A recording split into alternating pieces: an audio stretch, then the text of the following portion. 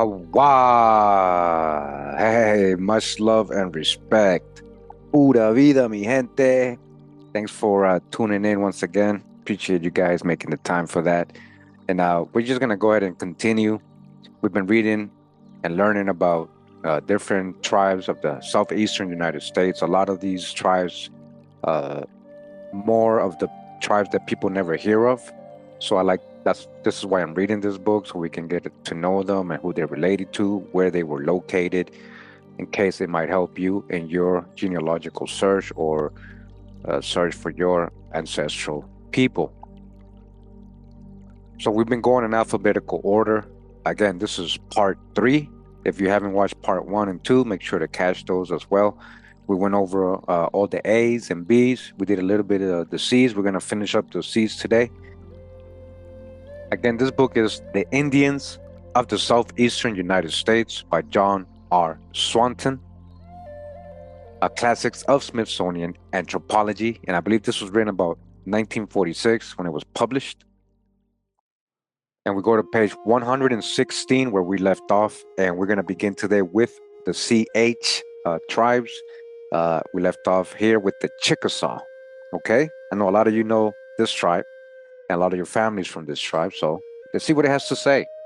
So it's a tribe whose home from sometime in the prehistoric past was in the northeastern part of what is now the state of Mississippi, between the heads of the Tombigbee and Tallahatchie rivers. They were found in this region by De Soto in December 1540, and his forces remained in one of their towns from about Christmas until spring. That's a lot of time, right? On the morning of March 4th, the Chickasaw made a sudden attack upon their unwelcome guests, fired the town. It might have put an end to the expedition there, and then, had they not been seized with an unaccountable panic, the shattered army moved to a smaller settlement, half a league to a league's away, and was able to put itself in sufficiently good condition to repel a second attack 8 days later.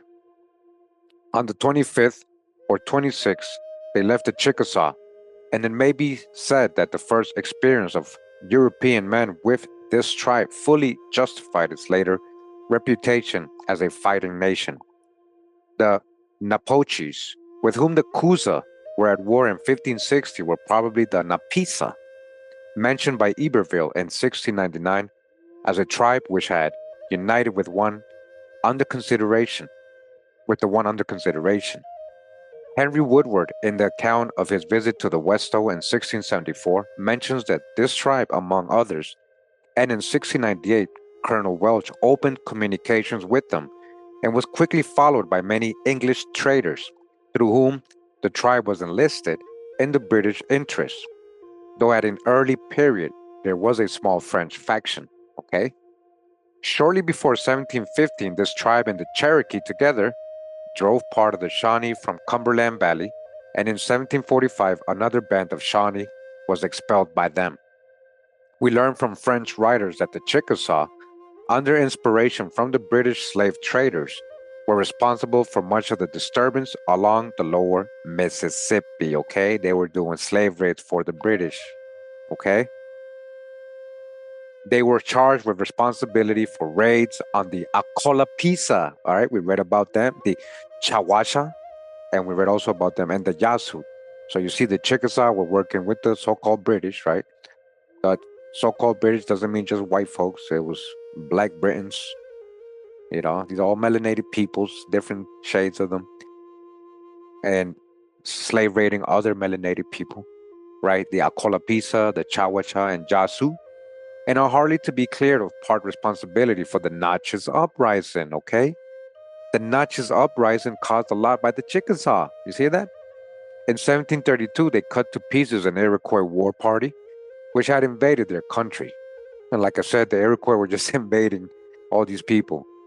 In 1736, the French made a great effort to put an end to their capacity as troublemakers by a concerted attack from the north and the south. But the French forces, the former, consisting of 140 Europeans and 300 Indians, all right, 300 Indians, more Indians, from the Illinois post under Pierre de Artaguete, or Artaguet, and the latter of 500 French and a great number of Choctaw, under the immediate command of Bienville, were attacked and defeated separately. The Illinois troops at the town of Hashuk-Huma and Bienville himself a battle before Akia. All right, so you see what's going on. It's not just Europeans against Indians, it's allies of Europeans against other. Um, so Indians were allies with their European allies against other Indians and their European allies, okay? In 1740, Bienville prepared a more formidable expedition which came together on the Mississippi. But as he was unable to provision it successfully, it soon dispersed. A fragment of this force under the Canadian Celeron did, however, advance into the Chickasaw country and obtain a most advantageous peace treaty from the Indians, then under the impression that it was but an advance guard of the huge force that had been assembling. Nevertheless, with the retirement of the French, the treaty became practically a dead letter, and the Chickasaw continued their attacks on French voyagers along the Mississippi as before. However, they lost heavily themselves in various contests, 60 men, it is said, in the Battle of Akia alone, and at times talked of moving over into the Creek country. In fact, a Chickasaw town named Uwi Asa, probably Wiha Asha, home of immigrants, was established there on a creek called Paimulga. It was abandoned before 1772, but we learned that during the latter year, an attempt was made to reestablish it. With what success is uncertain. Another band of Chickasaw settled about 1723 under a chief called the Squirrel King on the South Carolina side of Savannah River near Old Fort Moore. All right, the Squirrel King. In January 1739, the land on which they had settled was deeded to them.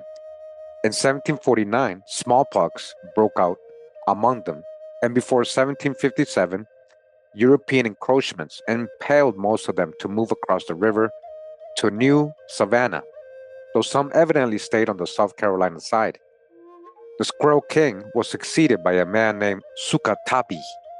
The Indians probably abandoned both sides just before the Revolution, and in 1783, their lands in South Carolina were confiscated by the state. In 1791, they petitioned to have them restored, but this was disallowed. The year following, and although in 1795 they sent a memorial to the Congress of the United States to justify their claim, evidently nothing was done about it. From statements by Hawkins, we know that during their retreat, they first fell back to the Chattahoochee to be near their friends, the Casita, and then returned after a time to their own people in Mississippi. In 1752 and 1753, the Chickasaw defeated Benoist and Reggio during their ascent of the Mississippi River.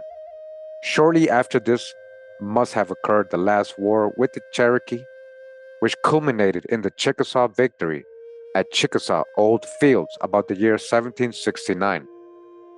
In 1786, official relations with the United States government began when, by the Treaty of Hopewell, their northern boundary was fixed at the Ohio.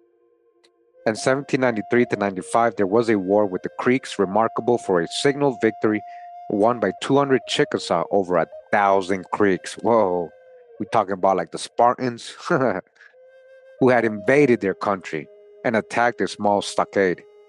By this time, pressure from European settlers was increasing, and the Chickasaw made successive cessions of land in 1805, 1816, and 1818. Finally, by the provisions of treaty concluded October 20th, 1832, they yielded up the rest of their territories east of the Mississippi and removed to the southern part of the then Indian Territory. The actual removal extended from 1837 to 1847. They were then placed upon the western section of the Choctaw Reservation, and in 1855 this was separated and given to them, and there they established a government of their own, which lasted until merged into the state of Oklahoma. The only sketch of Chickasaw Indian that has come down to us from early times is the one here reproduced from Romans. Plate 14, figure 1, is of George Wilson, an informant of the writer in plate 14. Figure 2 is the home of another informant, Mose Wolf, as Stedman. All right, so, that's not true. There's a lot of images and sketches of the Chickasaw, pictures, even in the thumbnail of this video. That's a Chickasaw boy, if you are wondering. Okay. Again, remember the numbers here, they don't always tell you the true numbers. A lot of people at certain periods of time, by that time, were being reclassified into things they're not, like crayon colors and other, Negro, black, white, Cherokee, generalized to Cherokee, things like that. So they also were being enslaved, as we read, and relocated. So a lot of the time they say, well, we don't know. This was the last Indian. They disappeared after that. We got to dodge the hijack a little bit. But says here, Chickasaw population. In 1693, Tonti estimated that the Chickasaws had 2,000 warriors. In 1699, the missionary de Montigny stated that they occupied 350 cabins, a figure which another missionary de la Vinti, writing in 1704, doubles, equating them with the Choctaw. In 1702, Iberville estimates 2,000 families, but the rather careful enumeration made by the colony of South Carolina in 1715 reported 6 villages, 700 men, and a total population of 1,900. This agrees very well with the figures given by Bienville in 1722 to 23, 6 or 7 villages and 800 men. A South Carolina public document of 1747 stated that they had been reduced to 200 to 300 warriors, but the usual figure for the latter part of the 18th century is 500. All right, again, remember, they're not counting all the people being enslaved, reclassified, all that. This is given in the Georgia Colonial Records for the year 1739 and by John Stewart in 1764. Adair reports 450 for this period. An anonymous French writer, 500, and Captain Thomas Hutchins and Colonel Buquet in 1764, 750. Lower figures are ventured by Reverend Elam Potter, 300, and then 400 warriors in 1768, and 250 by Roman in 1771. In 1780, Purcell estimated 575 warriors and a total population of 2,290, which Schermerhorn in 1814 increases to 3,500, Morse in 1817 to 3,625, and General Peter B. Porter, 1829 to 3,600. A report reproduced by Schoolcraft, which is dated 1833, gives 4,715. In 1836, we begin to have estimates made by the United States Indian Office, which indicates surprising uniformity down to the present time, allowing for intermarried European and freedmen. They never dropped as low as 4,000 nor rise much higher than 5,500. In 1919, they were reported 5,659 by blood, 645 intermarried, and 4,652 freedmen. Muni's estimate for the Chickasaw population in the year 1650 is 8,000. My own for 1700 is 3,000 to 3,500. Okay, so we go into another tribe. Okay, let me know if you ever heard of these tribes. This tribe is called the Chilucan. The Chilucan. Remember, we're going in alphabetical order. It says this tribe is mentioned in an enumeration in the enumeration of the Indians in Florida. All right, Florida tribe missions made in 1726. There were then 70 individuals belonging to it at the mission of San Buenaventura, and 62 at that of Nombre de Dios. They were probably related to one of the better-known Florida groups, and it is not unlikely that the word Chilucan is from the Creek Chiloki, meaning people of a different speech. Okay, you hear that?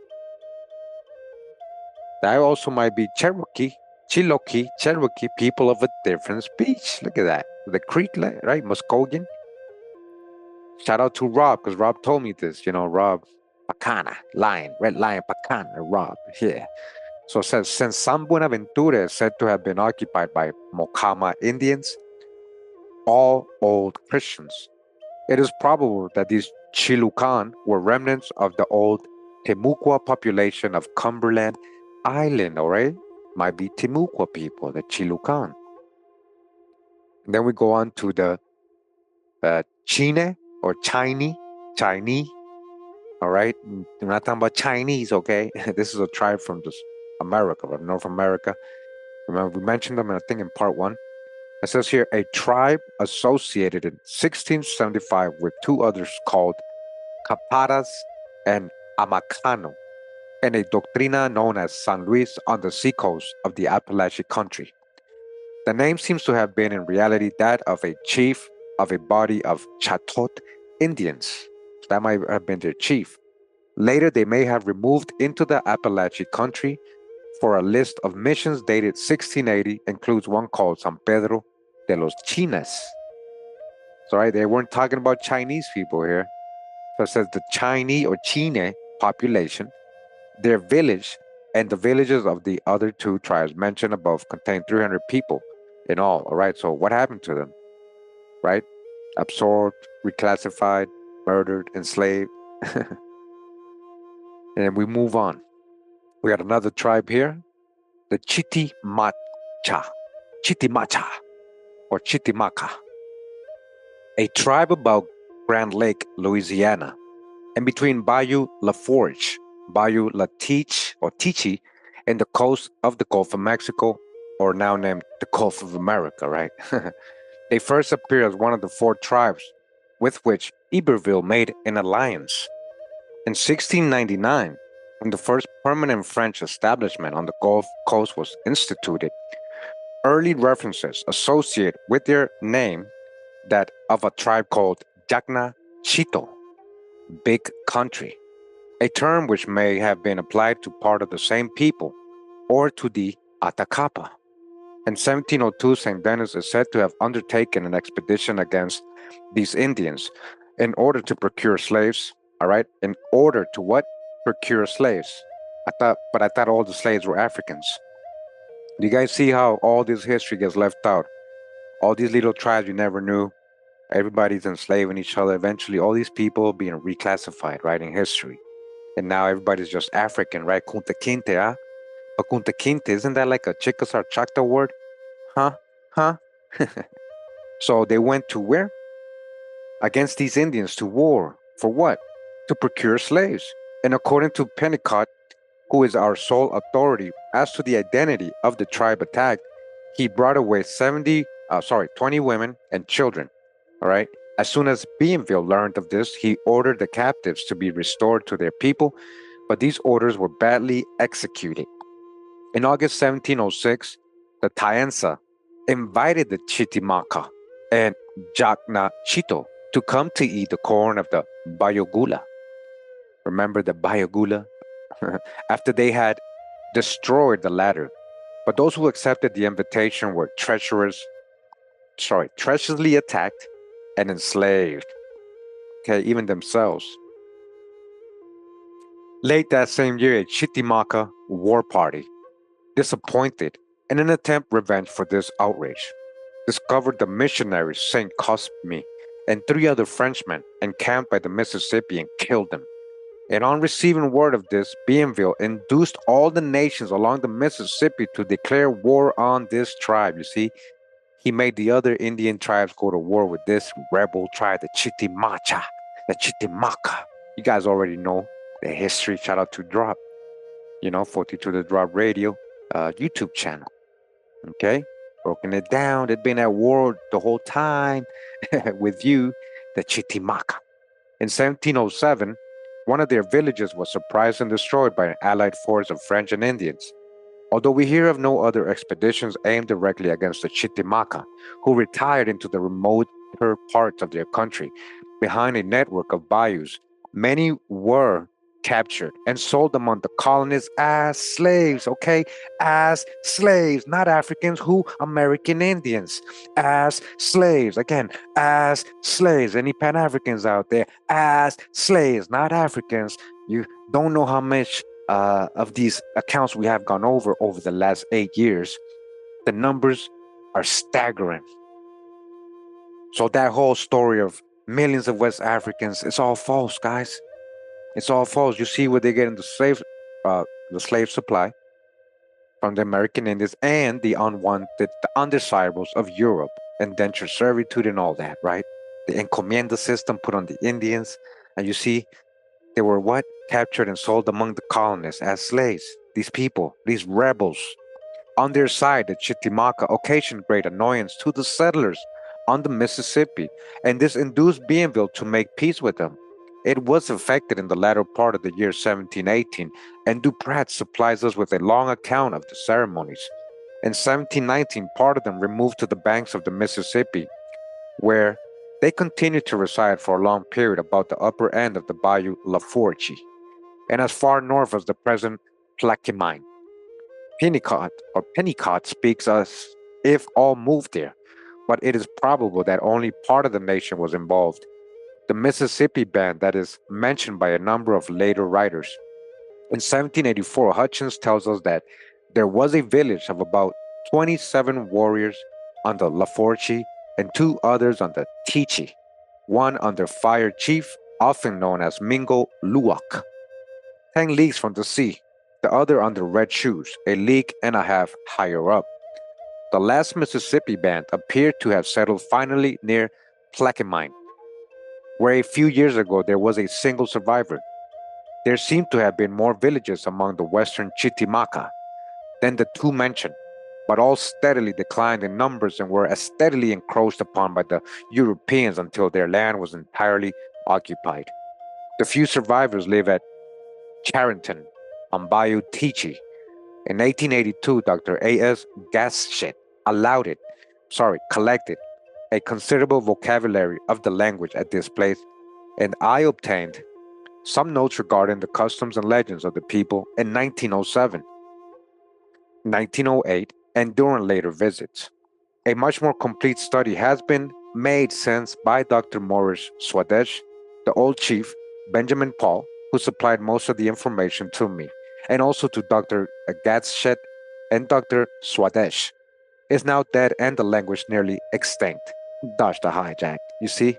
Oh, they don't want you to know it's almost like the old world languages. That's why when they tell you it's extinct, you gotta double question it. Like really think about what they're hiding. Benjamin Paul is shown in plate 16, and two of the other older Chitimacha, Histe Dardin and his wife, in plate 17. So it says Chitimacha population. In 1699, La Harpe estimated that there were 700 to 800 warriors in the tribe. In 1758, the Herletic reported 80 warriors in the Mississippi Band, and in 1784, Hutchins reported 27 in the same. The census of 1910 returned 69, and the census of 1930, 51. Again, we dodged the hijack big time. By the 1900s, we already know what they were doing, right? So the Chitimacha, huh? I know that's a lot of your people right there, guys. So, shout out to Drab. I know he has some kind of relationship with them, right? So we continue, and we go on to the Choctaw Indians. Again, I know a lot of you guys know these tribes, a lot of your families from these tribes. So let's see what it says about the Choctaw. This seems to have been the largest tribe in the southeast, next to the Cherokee, although the Cree Confederation taken together may have equaled or surpassed it at times. Of course they did. Their first appearance in history is in the De Soto narratives, though not under the name by which we now call them. So what would their name? After leaving the ruins of Mabila, the Spanish army marched toward the north and came to a river and chief, which according to Rangel, bore the name of Apafalaya. You guys hear that? Apafalaya. While Elvas calls the province Pafayaya, or Pafalaya, right? These are evidently forms of the Choctaw name Pasfalaya, meaning long hair, which Adair tells us was applied to this tribe because the men, unlike those of many of the surrounding people, allowed their hair to grow at full length, right? You hear that? From these narratives, it is also evident that the tribe was already in the country with which it was later associated. In 1675, Bishop Calderon speaks of the great and extensive province of the Choctaw, which includes 707 villages. Though the name appears in some later documents belonging to the 17th century, including Lieutenant Mateo's letter to Governor Cabrera in 1686, and Marcos Delgado's narrative of the same year, we hear little more of the tribe until 1699 when the French settled Louisiana. The Choctaw immediately became all important to this colony, since they lay like a bulwark between it and the English and their allies. It is true that Carolina and Virginia were a considerable distance off, but they had pushed their way to the Mississippi. They established themselves firmly with the Chickasaw, and much of the time enlisted the Creek Indians in their interest. Indeed, for a considerable period, there was a strong English faction among the Choctaw themselves. Listen, a strong so-called English, right? This includes black English among what? The Choctaw themselves, including many towns in the Western Division, the Choctaw themselves, sorry, the Western Division of the tribe, and part of the Six-Town Indians. A strong English faction, huh? Whereas four of the six towns, the Chickasaw, Okaloosa, Ayanabi, Yuani, and the Coosa Indians supported the French. They were allies with the French, those other tribes. Among the towns in the English interests were of the six towns later known as Inkilis Tamaha, example, English town. All right, it literally means English town. Look, Inkilis, Inkilis, Inkilis, English, huh? English, English, huh? Look how close that is. But formerly Kusana or Usana, another called Tala, and besides these, Chanki, Oni or Oni Talimon, Okaholo, Kafitalaya, Kastacha or Kastaka, Cochito, Nascobo, and West Abica. Guys heard of these towns before? The friction between these factions gave rise to a civil war, which ended in 1750 with the defeat of the English party. War continued, however, with the Chickasaw and the Creeks, and came to an end only with the peace of the of the 1763, by which France ceded all her territories east of the Mississippi to Great Britain. Resistance to England was, of course, fomented by the Spaniards who had fallen heir to France's trans-Mississippi territories, and relations between the Choctaw and Creeks continued hostile until American rule succeeded to that of European nations on both sides of the Great River. The Choctaw as a tribe were never at war with the United States. You hear that? They never warred with the United States. Tecumseh endeavored to enlist it in his favor, and a few individuals did join the Creeks during their uprising, but the greater part of the nation was held out of the contest by their great chief Pushmataha. He's like, no, guys, they're our allies. Don't. Settlers poured into the Gulf region so rapidly. However, after the revolution, that Mississippi was erected into a territory in 1798 and made a state in 1817. After the Creek War, the pressure of European immigrants increased continually, and there was constant clamor to remove the Indians to lands beyond the Mississippi. All right, you guys hear that? They wanted your land. Ultimately, this removal was agreed to by the Choctaw in the Treaty of Dancing Rabbit Creek. Very famous treaty, guys. A lot of people know about it. Held September 27 and 28, 1830. And at the same time, lands were granted them along the Red River in the southeastern part of the present state of Oklahoma. To this greater part of the tribe emigrated in 1831 to 33, and for a number of years that portion which had gone west was increased by additions from the old country. Nevertheless, a considerable body has remained in Mississippi down to the present day.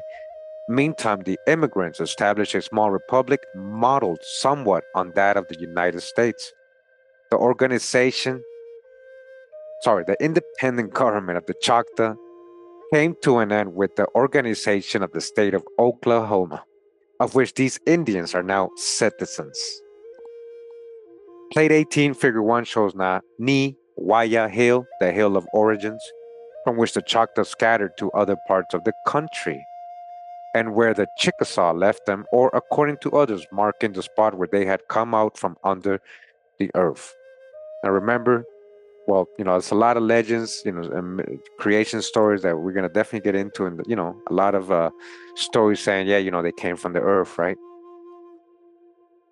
Plate 18, figure 2 is a view from the top of this mound looking east. Plate 19 shows Choctaw warriors as sketched by the French draftsman de Bats early in the 18th century.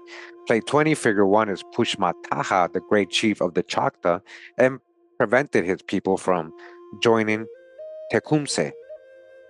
Another likeness of this famous man in the front piece of Bulletin 103, Swanton 1931, a plate 20, figure 2 shows another famous chief of the immigration period, Moshola Tubi, chief of the northeastern section of the nation.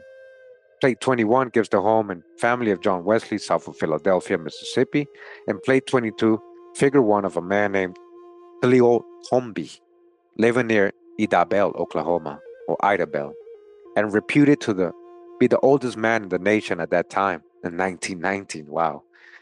Plate 22, figure 2 shows the last council house of the Choctaw at Tuskahoma, Oklahoma. All right. So remember the migration legends too, as well, guys, the story from Mexico and the two brothers, which basically became the Chickasaw and Choctaw tribes. That's all plays in here. And let's not forget that, right? Now, it says here Choctaw population. Again, you got to dodge the hijack with the numbers. Let's see what they got to say. It says the numbers of Choctaw seem to have varied little from the period of first European contact, though earlier figures sometimes disagree very considerably. Mooney and I both estimate a population of about 15,000 in 1650. In 1702, Iberville estimated that there were 3,800, 4,000 warriors, and this, as well as De La Vente's guess of a total population of 7,000 to 8,000 in 1704, is probably much too small. Later estimates of the number of warriors are 8,000 in 1725 to 26, more than 3,000 in 1730, 1,466, evidently a partial census in 1732, 16,000 in 1738, 5,000 in 1739, more than 3,610, and not more than 4,500 in 1750, 3,500 or to 4,000 in 1758, 4,500 in 1764, and so on and so on, guys. Look, I'm gonna pause it right here. Like, you guys can pause it. I'm sorry, that's what I meant. And like, take a look at it, and look, you see the big numbers. Hudson suggests a total population of 15,020 right here, and it keeps going, as you guys see, and all the way until they supposedly get to Oklahoma. By this time, a lot of people's been reclassified, again, enslaved, murdered, all kinds of things, paper genocide. So these numbers are like, gotta grant with a grain of salt, but at least you guys get a little of the story in the background of who these people are, where they are located, in case you never knew that. All right, we're gonna move on to the next tribe, and it says here the Choula. It almost sounds like Cholula, right? Cholula, Mexico, Choula.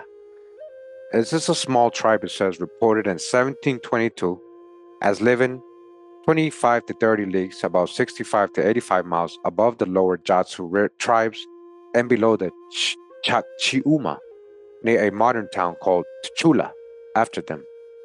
This was probably a band of the Ibi Tupa, left behind when the main part of that latter moved higher up the Jatsu River.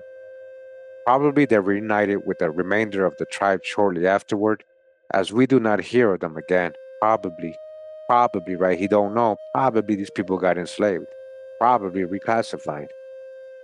Yeah, free colored people or enslaved and then be called Africans.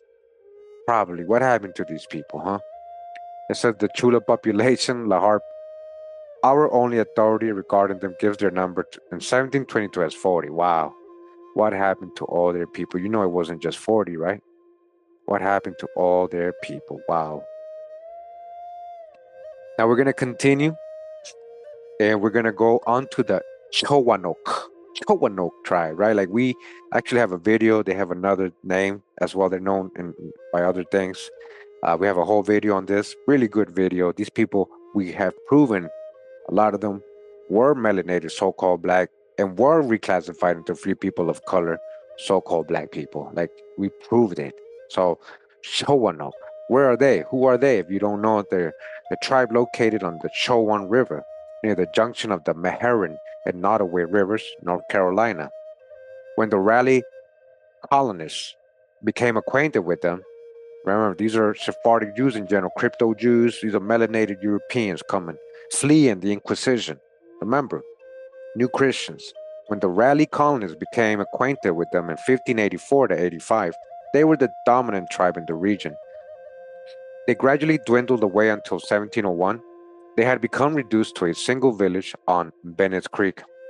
They made common cause with the Tuscarora Indians against the Europeans in 1711 to 13. And at the close of the conflict, the remnant were assigned a small reservation on Bennett's and Catherine Creeks. In 1820, they were supposed to be extinct. You guys see that? See, that's the hijack. They still around, guys. They'll let you know right now. Like, they're still around. This is what I'm saying. They were supposed to be extinct. What does that mean? What do you mean supposed to be extinct? Either extinct or not, right? They were trying to erase them, paper genocide. A lot of them, these people ended up being called Cherokee, free people of color, a lot of that enslaved. So it says here, Chowanoc population. In 1584 to 85, one of their villages was said to contain 700 warriors. Lawson in 1709 says they had one town on Bennett's Creek with 15 warriors, but in 1713 they were estimated to have a total population of 240. All right, so that's what I'm saying, guys. That was the hijack, big time with these numbers. All right, this is how they excuse what they did. Like, literally, the atrocities they committed on the American indigenous people of North America and all of the Americas, okay? Now, we continue. We got to the COs now, right? We're done with the CHs. Now we go to the CO. It says here, Congaree, the Congaree, a tribe living on and near the Congaree River, South Carolina. They do not appear, at least under that name, in the Spanish records. In 1701, Lawson found them on a small eastern affluent of the Santee, below the junction of the Congaree and Wateree, and under the rule of a queen. Listen, a queen matriarch. Later, we find their principal village placed on the Congaree River, nearly opposite the present Columbia, and a fort called the Congarees was soon established nearby. In 1716, war broke out between this tribe and the Santee on one side and the South Carolina colonists on the other, in which the Etiwa, a Cusabo tribe, allied themselves with the Europeans. The war was a short one, and at its end, over half of the Congaree and Santee were taken prisoner and sent as slaves to the West Indies. All right, you guys hear that? I'm gonna repeat that. All the Pan Africans out there, listen up. All these people, y'all still doubting me about the slavery thing. Y'all don't understand the American slavery history. All right, what happened to these people? Okay, it says, wow. I'm gonna read from the middle. It says in 1716, war broke out between this tribe and the Santee, talking about the Congaree, right? Fighting the Santee on one side and the South Carolina colonists on the other, in which the Etiwa, a Cusabo tribe, allied themselves with the Europeans. The Cusabo, that what they do, the Etiwa and Cusabo, what they do? They got with the Europeans, a lot of them black Europeans, right? The war was short. One, at its end, over half of the Congaree and Santee were taken prisoners and sent as slaves to the West Indies. As slaves to the West Indies. To the West Indies, right? The plantations, the sugar plantations, tobacco, all that. Who? American Indians. The Congaree and the Santee. The Congaree and the Santee. You never heard of these tribes, right? Most of you haven't. What happened? They got enslaved. They got sent to the West Indies. Not Africans. Again, not Africans. Once you start adding up the numbers and seeing the real sources, it'll start making all sense to you. What I'm trying to tell you and show you. And all these people turned what? Into Africans. All these people turned into Negroes. Yeah. Yeah. The war was short, and one at its end, over half of the Congaree and Santee, half of their people, guys, were taken prisoner and sent as slaves to the West Indies. The survivors, as we learned from Adair, were incorporated with the Catawba. Okay, the rest of them incorporated themselves with the Catawba and lost their identity in that tribe. They lost their identity. A lot of them became Catawba. So you could say they lost their identity as a clan, a specific clan of the Eastern Siouan, because again, these are all Eastern Siouan tribes. The Catawba, the Congaree, the Santi, they spoke, they originate from the same people, even though they had made their own clans and families and tribes, but they were all Eastern Siouan. So it makes sense that they would be incorporated with their Catawba and Santi and all these people, because they're all Eastern Siouan tribes. A lot of these Eastern Siouan people, melanated people, guys, that you never heard of, they get reclassified or enslaved, to Africans, or Cherokee. This is what I'm trying to tell you. Okay, it says in Congaree population in 1600, Mooney estimates that there must have been 800. In 1701, Lawson notes that there were not more than 12 houses in their town. The census taken in 1715 gives 22 men and a total population of not more than 40. Okay, that's the hijack again with these numbers. And we continue to another tribe, okay? And this is the Coosa. And I know a lot of you know about the Coosa too, and that's some of your ancestors right here. So the Coosa, it says, there were two tribes of this name. One of these was on the upper courses of the Ashley, Edisto, Combahee, and Cosa or Cusawachi rivers, and is usually reckoned as Cusabo tribe. But its inland position and its name suggests a possible connection with the Coosa of Alabama. The second seems to have been one of the great original tribes of Muskogee, and together with the Abika constituted the main representatives of the Muskogee, okay, in the northernmost section of the Old Creek country. Old Coosa town was on Coosa River between the mouths of Talladega and Talasihachi creeks. It seems to have been there from De Soto's time in 1540 down into the 18th century. In 1560, an officer under Tristan de Luna led 200 soldiers into the province of Coosa. They spent the summer there and took part in an expedition against the Napoche. Returning to the Gulf Coast in November, in 1567, a soldier under Juan Pardo, again, Juan Pardo and his soldiers, right, also visited the town, crossing from the Tennessee. In the 17th century, when English traders reached northern Alabama, the Coosa were still there. A part of them appeared to have moved down upon the Tallapoosa River before 1761, where they settled near the creek towns of Kankatki and Fushachi, and they may have had some connection with the old Coosa, of which we learn about this time, a settlement between Tuskegee and Coasati. Perhaps it was a body of these Indians migrating toward Florida, which occupied the Coosa old time before 1778. Besides bodies of Indians bearing the name itself, two important groups of towns are said to have descended from the Coosa. One of these included the historically important town of Otsiapofa, or Hickory Ground, sometimes called Little Tulsa. Residents of Alexander McGillivray, all right, an ancestor to many in the McGillivrys and McIntoshes, all the famous Indian families, but these are also Highland families, Irish Scottish families that are mixing with Indians, okay? Which was on the Coosa River a few miles above its junction with the Tallapoosa and Big Tulsa, including a number of branch settlements opposite Tukahabachi and about the Great Bend of the Tallapoosa.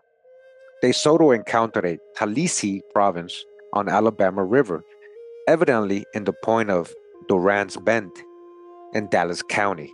It is probable that this is the earliest reference to the Tulsa people, though that is not certain. A little later in the form Talaxi or Talashi, it appears as the name of the Altahama River and a town on the same in the province of Guale.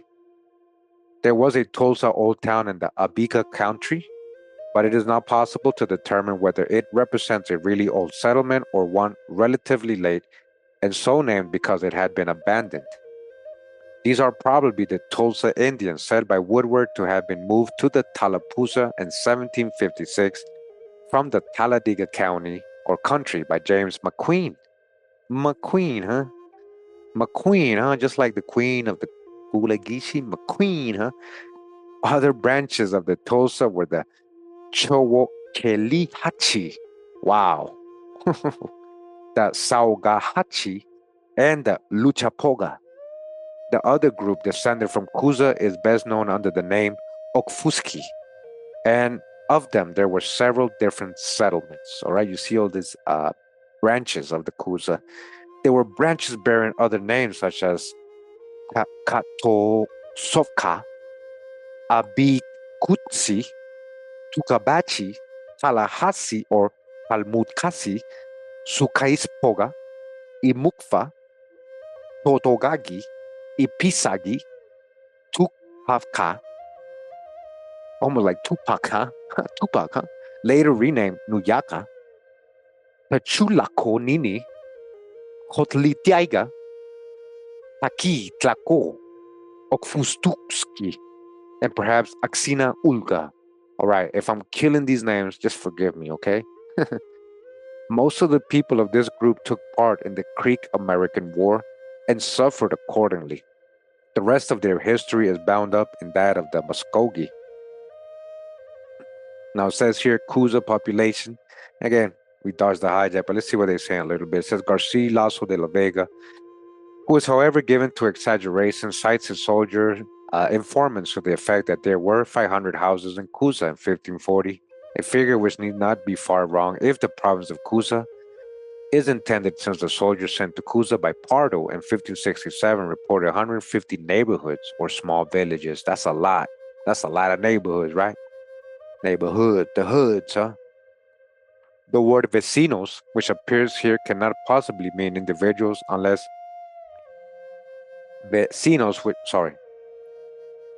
unless he is merely talking of the central town. The companions of De Luna, who visited Coosa in 1560, reported that the principal town of the province had 30 houses and that there were several other villages in its neighborhood, 5 smaller and 2 larger. When Coosa reappears in history at the end of the 18th century, it had lost the greater part of its population. In 1738, Coosa is said to have had 100 warriors, and the Coosa group of towns 414, and so on, right? It says here in 1792, the Coosa of Chickasaw camp were accredited with 80 men, all right? So you guys see the little numbers. You can pause and get it for yourself. And we move on to another tribe, and this is the Coree. The Coree or Coranine. You ever heard of these people? The Coree or Coranine. A small tribe occupying the peninsula south of the mouth of Nueces River in North Carolina. It is probably the tribe intended by the name Cowanoc of Harriet's map, for Lawson calls them in one place Conamox, soon after first European contact.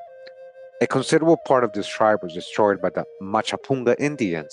All right, the Machapunga.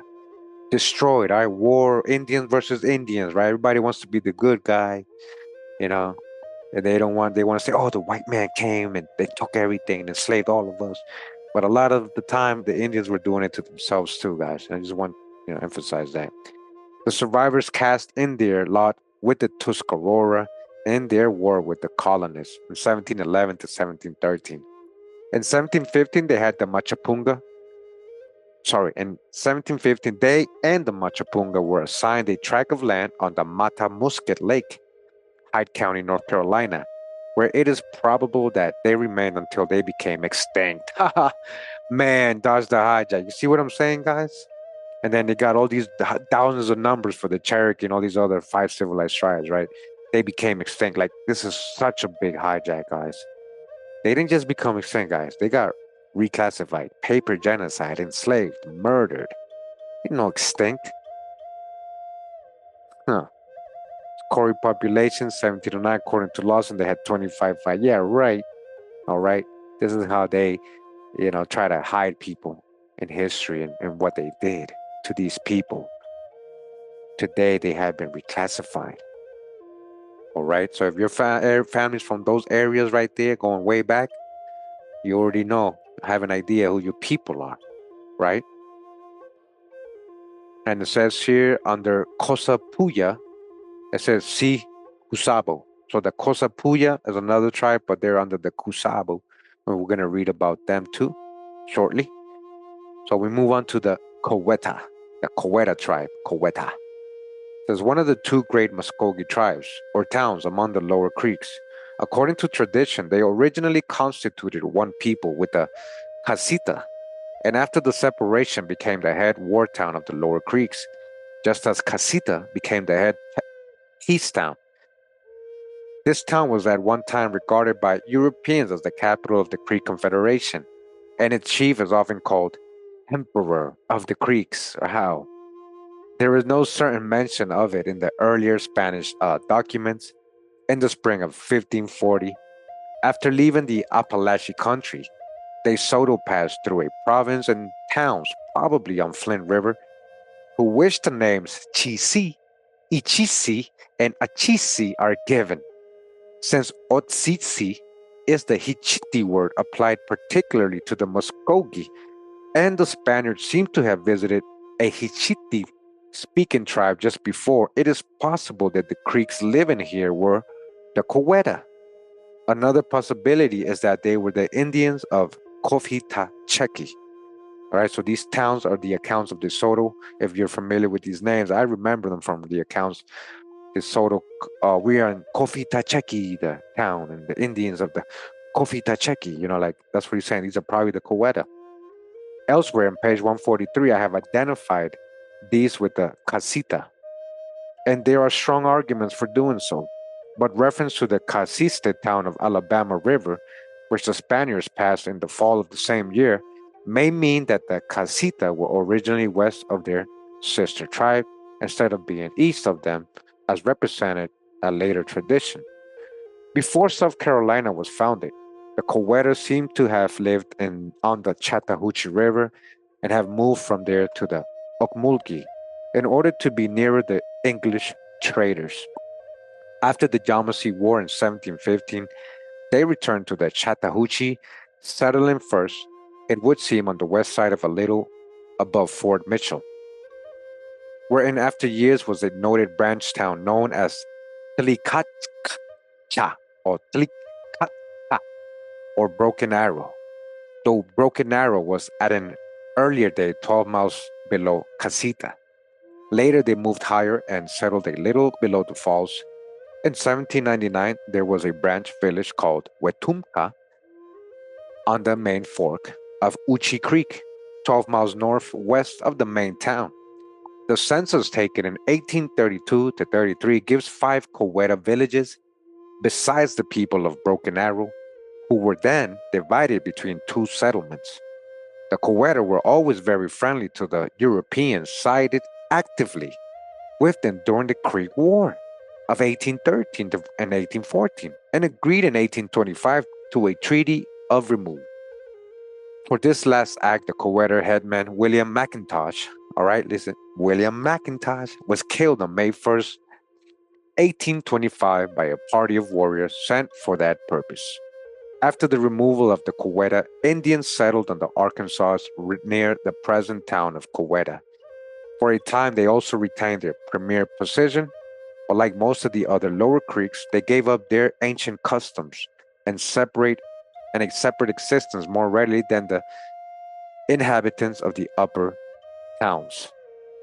Okay, and it says here Coweta population. All right, again, that's the hijack a little bit. We find the following estimates of the number of Coweta warriors in the 18th century sources: 132 in 1738, 80 plus in 1750, and so on and so on, guys. You guys see, you can pause it, check it out, read it yourself. All right. Yeah. Its history is discussed under the names of the separate tribes, but particularly under the name of the dominant group, the Muskogee. All right. The Muskogee. And we continue to another tribe, and we are here with the Cusabo, a tribe or rather group of small tribes in the southern part of South Carolina, between the present site of Charlestown and the Savannah River. There was an inland group called Coosa living on the upper courses of the rivers from the Ashley to the Coosawhatchie, and they gave their name to the stream last mentioned and to the Cusabo as a whole. So they're like a branch of the Coosa, right? It is possible they were a branch of the Coosa River, Alabama, and so related to the Muskogee proper rather than to the Hichiti, as seems to have been the case with the rest. Among the coast people, there appears to have been a minor differentiation between the Indians near Charleston and those about Broad River and the Edisto. De Leon settlement of 1526. Wow, there we go. De Leon. Remember the video I did on him, right? He brought the so-called first so-called black slaves, right? Way before 1619. But remember, they were just talking about Indians and some of his undesirable black Europeans he was bringing along too. And of course, these were not the first so-called black people.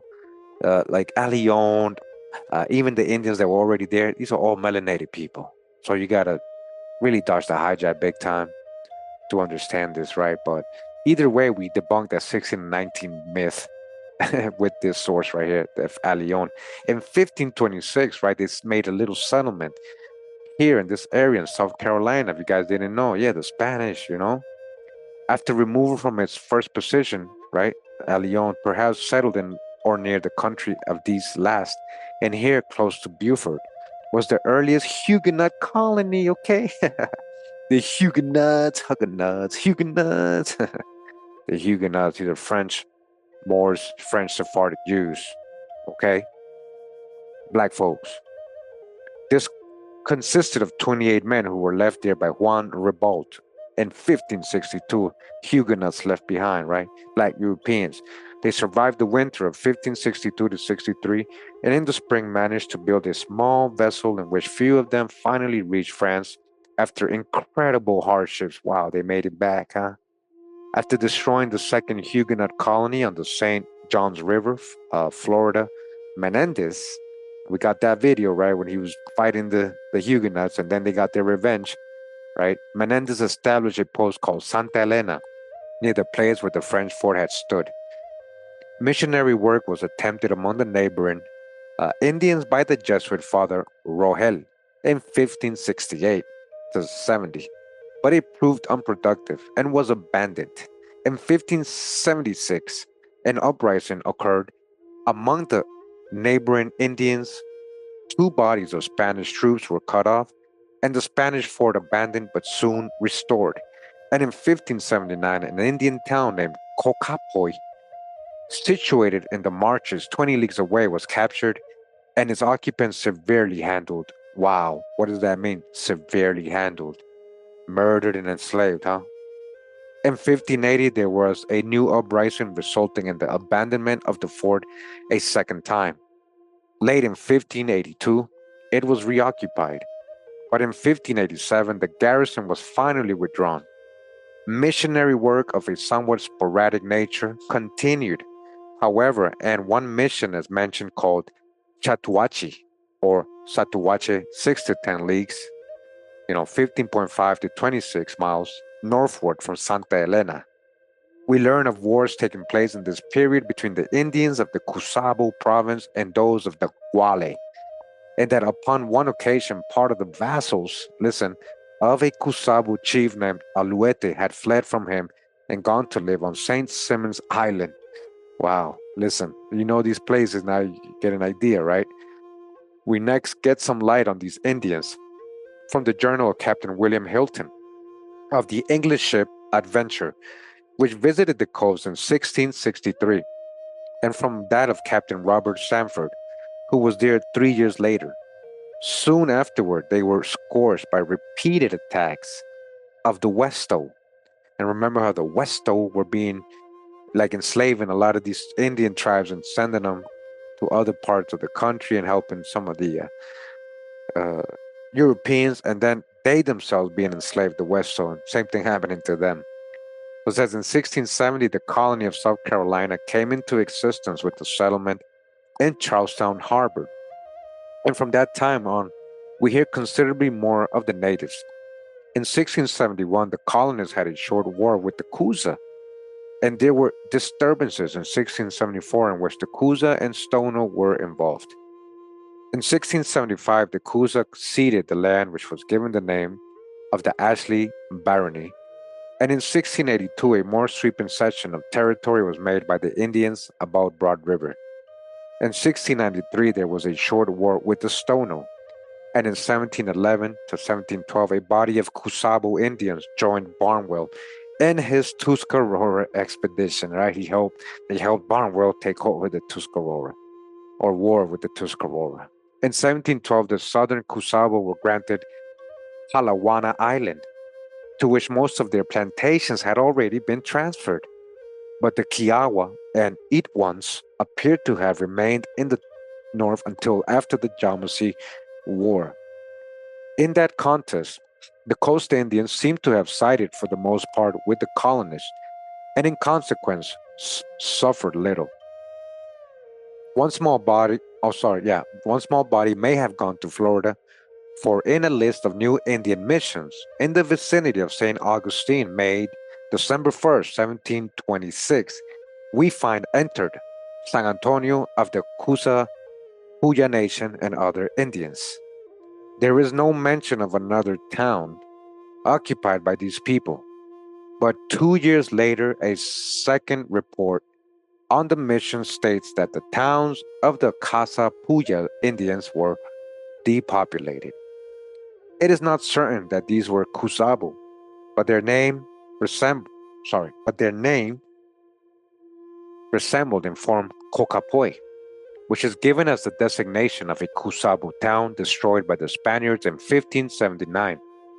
In 1720, King Gilbert and G. Coosa boys, the G. Coosa boys, took part in Barnwell's expedition against St. Augustine. Wow. Against the Huguenots. In 1738, Palawana was granted to a band of Natchez from which it is to be assumed that the Cusabo had left it or died out. In 1743, the Kiowa received a grant of land south of the Combahee River, whither it is probable that the Indians about Charlestown removed. A few may have remained about their old homes, but we hear nothing more of them after the middle of the 18th century. There are still mixed blood groups in the old Cusabo country, probably perpetuating a percentage of their blood. Some and perhaps all of the Coosa, however, apparently retired inland. Adair mentions them as one of the tribes which had united with the Catawba. Okay, look at that. But it is more likely that they settled among the related creeks, and there are traditions suggesting such a removal. They may have numbered at most 600. They may have. Again, he don't know these numbers, guys, right? So it says Cusabo population. The census of 1715 gives 5 villages of southern Cusabo with 95 men and a total population of 295, while the northern Cusabo or Itwans and 1 village, 80 men and a total population of 240. The tribe as a whole therefore counted 535 in all. The Coosa do not seem to be included in this enumeration, as these Indians are already described as mixed with English settlement. What does that mean, guys? You're talking about these English are so-called black in general. So you mean that they have been mixed and they're this is where they get that one drop thing. You know, they talking about they're not being literal right here, but what do you mean mixed? Mixed with who? It is fair to assume that they had already begun to decline in numbers, all right? The Cusabo, huh? Mixed with English settlement, huh? What English? What English? And that's what I'm saying. What are your last names, guys? These are your last names, all right? And basically, we're gonna go ahead and end it right here, guys, because that's the end of the C's. All right. Again, we don't want to make the videos too long so people can actually sit down and watch them. So that's good. We caught up all the way to this the D. So we're on our next video. We're gonna start off with the D tribes and so on in alphabetical order again, as we've been doing. I hope that you got some insight on this video, on this part 3. Again, a lot of the tribes that are known in this part 3. So hopefully, you know, you guys, it helps you, because I know a lot of you guys have ancestors from these tribes, okay? But as you guys see, it's very complicated. There's a lot of tribes, but once you start understanding who's who, it becomes easier. to maybe pinpoint who's who and who may be your ancestors, not just Cherokee, not just one thing, but many things, okay? Many different lines in your genealogies, all right? And as you guys can see, very complicated history when they're alien with Europeans mixing with them. These Europeans are settling among these towns, and then they also get kind of reclassified. They get lost in the Indian nations, and now they're just Indians. I'm just being real here, okay? But again, I hope you guys enjoyed this reading of this book, so we can get to these know these tribes more specifically and who they related to and where they might be located. Again, this is just one book we're gonna get into. We're gonna get into other books where we're gonna get a lot more specific and more tribes. All right, we're just gonna keep learning. Right, we're gonna try to break down all these tribes that we never heard of and who they might be related to. Okay, I appreciate you guys taking your time on your Sunday afternoon to come here and listen to me and all the way to the end and read with me. Again, I haven't read this book before. I'm reading it with you as I'm recording, so I'm also learning too a lot of details that I might have not known. So it's all good. We all learning together. All right. Again, appreciate your time, guys. We're gonna end it right here. I'll see you in the next segment of this reading of this book. All right. Much love and respect. Pura vida, mi gente. Wow.